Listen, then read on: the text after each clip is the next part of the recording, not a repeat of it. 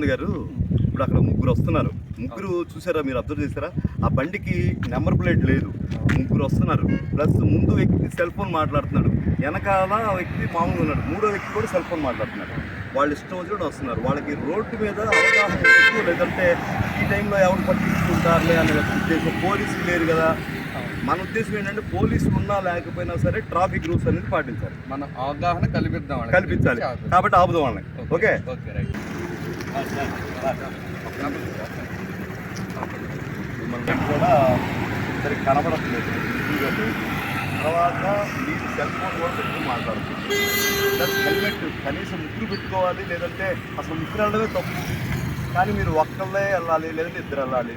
Helmet ఒక్కళ్ళన్నా కూడా పెట్టుకోలేదు. ఏదైనా రోడ్డు ప్రమాదం జరిగిందని ఇబ్బంది అవుతుంది. దయచేసి మీకు ఈ విషయం చెప్తానే ఆపేవండి. సరే అండి, మాకు కొంచెం ఎమర్జెన్సీగా వెళ్తున్నాము. మా ఫాదర్ కొంచెం వాడు బాగలేదు, అందుకని మేము కొంచెం